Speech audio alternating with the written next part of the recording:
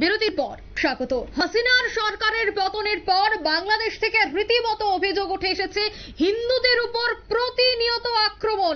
এবার আবারও অভিযোগ, আবারও বড় খবর যে ফের হিন্দু কিশোরকে পিটিয়ে খুন করা হলো বাংলাদেশে। পুলিশ এবং সেনাবাহিনীর সামনে এই নৃশংস হত্যা, নবীর বিরুদ্ধে সমাজ মাধ্যমে হিংসা ভাষণ ছড়ানোর অভিযোগেই এই হত্যা। বিস্তারিত জানবো, টেলিফোন লাইনে যুক্ত হয়ে গেছে নিউজ ভ্যানগার্ড প্রতিনিধি শুভেন্দু সরকার। শুভেন্দু, ঠিক কি ঘটেছিল, কি জানতে পারছো?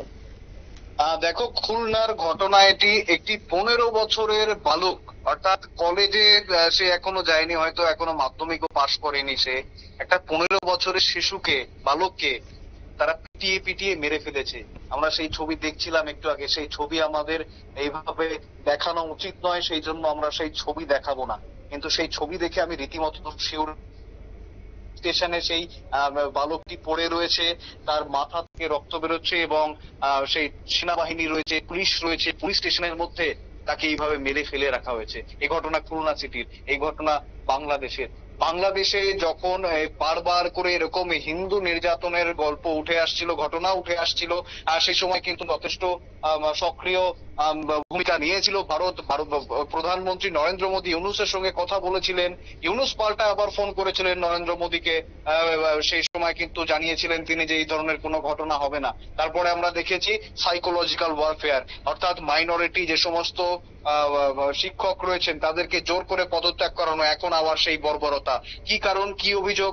অভিযোগ হচ্ছে গিয়ে সেই 15 বছরের বালকটি সোশ্যাল মিডিয়াতে, সমাজ মাধ্যমে সেই ইসলাম ধর্মের প্রচারক নবীর বিরুদ্ধে কোন একটি উস্কানিমূলক মন্তব্য, কোন একটা হিংসামূলক মন্তব্য করেছেন, এমনটাই কিন্তু অভিযোগ।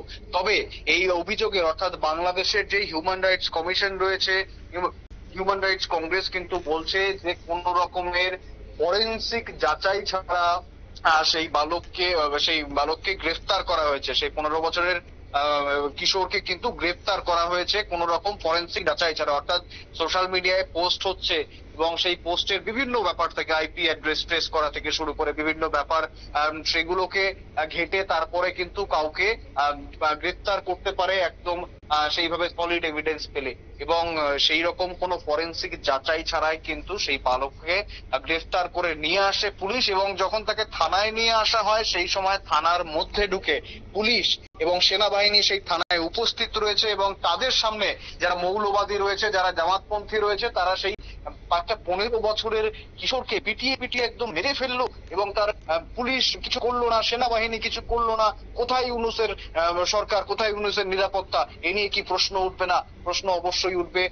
দেখো, স্বাভাবিকভাবেই যেমনটা জানাচ্ছিলাম, যে সংখ্যালঘু নির্যাতন, সেই সংখ্যালঘু নির্যাতন নিয়ে কিন্তু রীতিমতো বাংলাদেশের যে অবস্থা, সেই অবস্থার অবনতি হয়েছে। এখন যে একটু আগেই বলছিলাম, যেটা ফিজিক্যাল অ্যাটাকস কমলেও কিন্তু সাইকোলজিক্যাল ওয়ারফেয়ার চলছে। এবং পাশাপাশি এই যে বর্বরতার ঘটনা, সেটা আবার সামনে আসলো। দেখো, এই কিছুদিন আগেই এক জঙ্গি নেতা ছাড়া পেয়েছে আনসারুল্লাহ বাংলা টিমের, খুব সম্ভবত জসিমউদ্দিন রহমানী। তার বিরুদ্ধে কিন্তু একাধিক মানুষের হত্যার অভিযোগ রয়েছে, ব্লগার অভিজিৎ মন্ডল থেকে শুরু করে। এবং বিভিন্ন ব্লগার যারা রয়েছে, যারা মৌলবাদের বিরুদ্ধে কথা বলেছেন, যারা এমনকি ইসলামপন্থী, যারা ইসলাম ধর্মেরও রয়েছেন, যারা মৌলবাদের বিরুদ্ধে কথা বলেছেন, তাদের সকলকে মেরেছেন। সেই অভিজিৎ মন্ডলের আমরা সেই মৃত্যু, সেই ঘটনা আমরা দেখেছিলাম। এখন এই যে বাচ্চাটি মারা গেছে, উৎসব, তার নামও কিন্তু উৎসব মন্ডল, অর্থাৎ সেও কিন্তু সেই মাইনরিটি কমিউনিটি সম্প্রদায়ের একজন বাচ্চা। এবং সেই আনসারুল্লাহ, যার বিরুদ্ধে এতগুলো অভিযোগ রয়েছে, সেই আনসারুল্লাহ বাংলা টিমের প্রধান জসিমউদ্দিন রহমানের সম্প্রতি ছাড়া পেয়েছে। তবে এই যে ঘটনা খুলনায় হয়েছে, সেই ঘটনার দায় এখনো কেউ নেয়নি, কোনো সংগঠন কিন্তু নেয়নি বা কোনো এখনো দিকে যায়নি। এবং জানি না এই ঘটনার তদন্ত হবে কিনা, কারণ যেখানে পুলিশের সামনে, সেনার সামনে এই ধরনের ঘটনা হচ্ছে, সেখানে আদৌ সেই ঘটনার কোনো তদন্ত না কোনো সুষ্ঠু বিচার পাবে কিনা সেই সন্তানহারা পিতামাতারা, এ নিয়ে কিন্তু সন্দেহ রয়েছে। অঙ্কিতা, একদমই। ধন্যবাদ শুভেন্দু। অর্থাৎ প্রতিনিয়ত অভিযোগ উঠে আসছে যে হিন্দুদের উপর আক্রমণ করা হচ্ছে। ইউনূস সরকারের আমলেও হিন্দুদের উপর আক্রমণ, যেখানে প্রধানমন্ত্রী নরেন্দ্র মোদীর সাথে ইউনূসের ফোনে কথা হয় এবং সেখানে ইউনূস রীতিমতো আশ্বস্ত করেছিল যে সেখানে সংখ্যালঘু অর্থাৎ হিন্দুরা নিরাপদে রয়েছে, কোনোভাবেই তারা আক্রমণের শিকার নয়। কিন্তু বারবার অভিযোগ, বারবার চিত্র, খবর উঠে আসছে যে সেখানে হিন্দুদের উপর আক্রমণ। সে বিষয়ে আমি আরো বিস্তারিত জানবো। টেলিফোন লাইনে যুক্ত হয়ে গেছে চিফ এক্সিকিউটিভ এডিটর বিতিন সরকার। বিতিন, আমরা এই মুহূর্তে খবর পাচ্ছি যে এক হিন্দু ছেলের উপর আক্রমণ, পিটিয়ে খুন করা হয়েছে। হাসিনার সরকারের পতন থেকে হিন্দুদের উপর ক্রমাগত আক্রমণ, ইউনূসের আমলে তা ঠিক হয়নি। তাহলে কি শান্তি ফেরাতে ইউনূস ব্যর্থ? কি বলবে? দেখো, মোহাম্মদ ইউনূস যখন তিনি প্রথম বাংলাদেশ এলেন, অর্থাৎ শেখ হাসিনা সরকারের পতনের পর যখন তিনি দেশে ফিরলেন, ঢাকা বিমানবন্দরে দাঁড়িয়ে তিনি সাংবাদিকদের সামনে তিনি তখন কথা দিয়েছিলেন যে বাংলাদেশে যে অরাজনৈতিক ভাবে যে উত্থান হয়েছে এবং তার পরবর্তী সময়ে যে হিন্দু বা সেই রাজ্যের সংখ্যালঘু বললে ভালো হয়, সে দেশের সংখ্যালঘুদের উপর যে অত্যাচার হচ্ছে তার তিনি তীব্র নিন্দা করেন এবং সেই সময় তিনি জানান যে তিনি দায়িত্ব নেওয়ার পর সমস্ত বিষয়গুলিকে তিনি খতিয়ে দেখবেন, সমস্ত হত্যার বিচার হবে, সমস্ত অন্যায়ের বিচার হবে, সমস্ত এই ধরনের ঘটনার তিনি বিচার করবেন। কিন্তু আমরা যদি দেখি তাহলে দেখব যে গতকাল 1 মাস পূর্ণ হয়েছে এই শেখ হাসিনা পতনের। সেই জায়গায় দাঁড়িয়ে এই 1 মাস যদি বাংলাদেশের আমরা চালচিত্র দেখি তাহলে দেখব একাধিক, শুধুমাত্র আজকের এই কুমিল্লার 15 বছরের ছেলেটার ঘটনা সেটা নয়, এটা তো মারাত্মক ঘটনা। তার কারণ ছেলেটির বিরুদ্ধে অভিযোগ রয়েছে যে 15 বছরের এই ছেলেটি সে সোশ্যাল মিডিয়ায় তার এক্স হ্যান্ডেলে তিনি ইসলাম বিরোধী কিছু পোস্ট করেছিলেন, নবী বিরোধী কিছু পোস্ট করেছিলেন, তার বিরুদ্ধে অভিযোগ রয়েছে এবং সেই কারণে তাকে পুলিশ গ্রেপ্তার করে থানায় নিয়ে গিয়েছিল। বিচার তো করবে আইন, বিচার ব্যবস্থা তো সেদেশেও আইনের মধ্য দিয়েই চলে। সেই জায়গায় দাঁড়িয়ে আমরা দেখলাম যে উচ্ছৃঙ্খল জনতা মব তারা থানার ভেতরে ঢুকে পুলিশের সামনে, এমনকি শুধু পুলিশ নয় অঙ্কিতা, সেখানে উপস্থিত ছিল আর্মি পার্সোনেল, সেই জায়গায় আর্মির ব্যক্তিরাও উপস্থিত ছিল। তাদের সামনে কি করে একটি 15 বছরের নাবালক শিশু ছেলেকে এইভাবে পিটিয়ে হত্যা করা হলো থানার ভেতরে, এটা কিন্তু যথেষ্ট প্রশ্ন। এবং যে বিষয়টা তুমি বললে যে মোহাম্মদ ইউনূস ক্ষমতায় আসার পর তিনি যে বার্তা দিয়েছিলেন তিনি কিন্তু সেটা রাখতে পারছেন না। আমরা দেখলাম যে একাধিক জেলায়, একাধিক জায়গায় সংখ্যালঘুদেরকে যারা সরকারি স্কুলগুলিতে শিক্ষকতার সঙ্গে যুক্ত ছিলেন, সরকার সাহায্যপ্রাপ্ত বাংলাদেশের বিভিন্ন স্কুলগুলিতে শিক্ষকতার সঙ্গে যুক্ত ছিলেন, তাদেরকে বাধ্য করা হচ্ছে চাকরি ছেড়ে দেওয়ার জন্য। অর্থাৎ সেই সমস্ত শিক্ষকদের বাধ্য করা হচ্ছে, হিন্দু শিক্ষকদের, সংখ্যালঘু সেদেশের সংখ্যালঘু মানুষ যারা শিক্ষকতার সঙ্গে যুক্ত রয়েছে তাদেরকে চাকরি থেকে অবসর নিতে বাধ্য করা হচ্ছে। শুধু শিক্ষা ক্ষেত্রে নয়, বিভিন্ন সরকারি ক্ষেত্রেও আমরা জানতে পারছি যে বাংলাদেশের বিভিন্ন সরকারি ক্ষেত্রে যে সমস্ত সংখ্যালঘু মানুষ, সেদেশের সংখ্যালঘু মানুষ বলতে আমরা বুঝি বেশিরভাগটাই হিন্দু এবং তার কিছুটা বৌদ্ধ জৈন এরা রয়েছেন, সেই জায়গায় দাঁড়িয়ে তাদেরকে বাধ্য করা হচ্ছে সরকারি চাকরি থেকে অবসর নিতে এবং এমন ভাবে তাদেরকে বাধ্য করা হচ্ছে যে তারা অবসরকালীন যে সমস্ত সুযোগ সুবিধা ভাতা রয়েছে বা অবসরকালীন আমরা যে এদেশেও যে পেনশন চালু রয়েছে ওদেশেও চালু রয়েছে, সেই সমস্ত কিছু থেকেও তাদেরকে আগামী দিনে যাতে বঞ্চিত করা হয় এবং সেইভাবেই কিন্তু তাদেরকে আমরা দেখতে পাচ্ছি বা অভিযোগ আসছে বিভিন্ন সেদেশের সংবাদ মাধ্যম এবং সেদেশের বিভিন্ন হিউম্যান রাইটস যে সমস্ত সংগঠন রয়েছে তারাও পোস্ট করছে। আরো একটা প্রশ্ন থাকছে যে থানায় নিয়ে গিয়ে সেনার সামনেই হত্যা করা হয়েছে সেই যুবককে। তবে কি মনে হয় আইন শৃঙ্খলার চরম অবনতি কোন দিকে যাচ্ছে বাংলাদেশ, কি মনে করছো?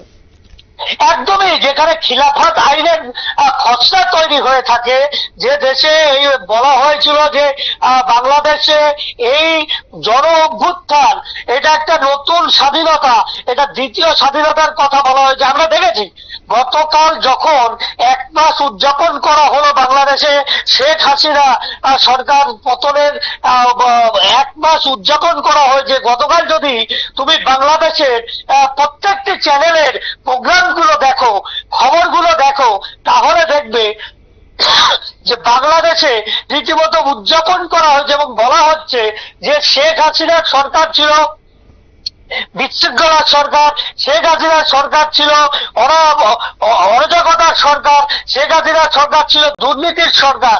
এবং এই গত 1 মাস আগে, বিগত 1 মাস আগে নাকি বাংলাদেশ দ্বিতীয় স্বাধীনতার স্বাদ পেয়েছে। এই কি দ্বিতীয় স্বাধীনতা? আমরা তো দেখছি যে খিলাফত আইনের কথা বলা হচ্ছে তার খসড়া প্রকাশ্যে আসছে।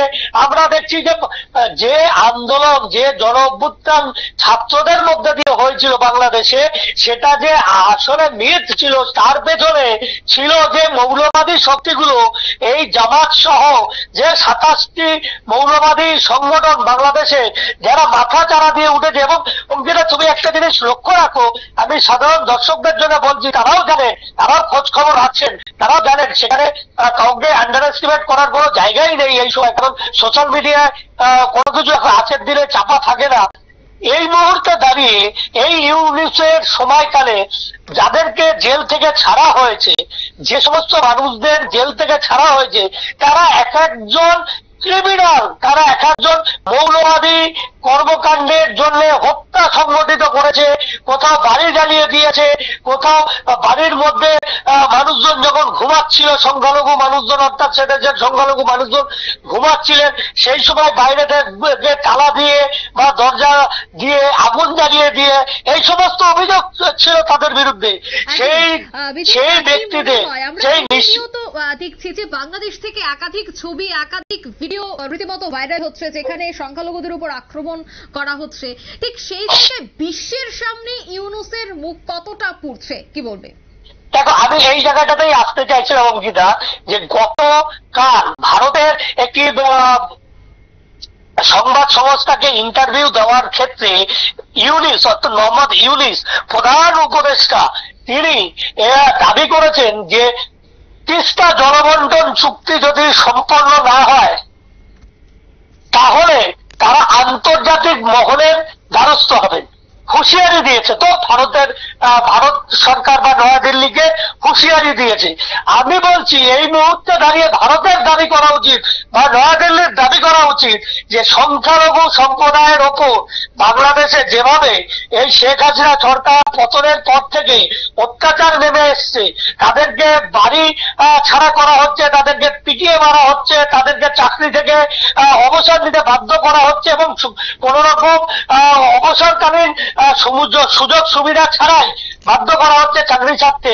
এই যে 15 বছরের ছেলেটার, কুমিল্লার 15 বছরের ছেলেটার যে ঘটনা সামনে এসেছে, এরপরে নয়াদিল্লির উচিত বা বিভিন্ন সংগঠনগুলোর উচিত আন্তর্জাতিক মহলে এই মুহূর্তে দাঁড়িয়ে বাংলাদেশে কিভাবে মানবাধিকার লুণ্ঠিত হচ্ছে, কিভাবে এই উৎসব মণ্ডলের খুনকে সামনে রেখে, আমি বলছি যে এই উৎসব মণ্ডলকে যেভাবে মারা হয়েছে এবং সেই ছবি যেভাবে ভাইরাল করা হচ্ছে বাংলাদেশে মৌলবাদী সংগঠনগুলির পক্ষ থেকে, তাতে সংখ্যালঘু সম্প্রদায়, এর একটা উদ্দেশ্য হচ্ছে বাংলাদেশের সংখ্যালঘু সম্প্রদায়কে, অর্থাৎ হিন্দুদেরকে ভয় ধরিয়ে দাও, তাদের মনের মধ্যে ভয় ধরিয়ে দাও যে দেখো উৎসব মণ্ডল যে 15 বছরের ছেলে, তাকে থানার ভেতরে আর্মির সামনে, পুলিশের সামনে আমরা মেরে দিলাম, এইভাবে মেরে দিলাম।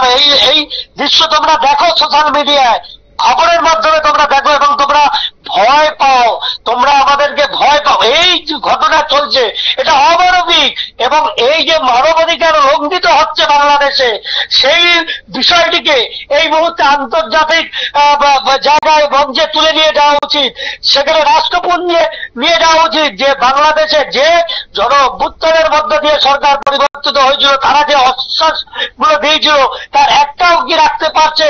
সেখানে কি বাংলাদেশের আর্মি, বাংলাদেশের পুলিশ, দেশের শাসন ব্যবস্থা ঠিকমতো রাখতে পারছে? দেশের সংখ্যালঘু সম্প্রদায়ের উপর যে এই অমানবিক অত্যাচার নেমে আসছে, তার কে বিচার করবে? তারা যে শেখ হাসিনাকে বলছে যে ভারত সরকার শেখ হাসিনাকে ফিরিয়ে দিক, ভারত ফিরিয়ে দেবে, কিন্তু তার আগে ইউনিসেফকেও বলতে হবে, ইউনিসেফের কাছে, যে তারা এই যে মানবাধিকার লঙ্ঘিত হচ্ছে, সেদেশের সংখ্যালঘু সম্প্রদায়ের ওপর অত্যাচার নেমে আসছে, তার কি প্রতিকার করছেন তারা? তার জবাব দিতে হবে আন্তর্জাতিক মঞ্চে। একদমই ধন্যবাদ বিধিন।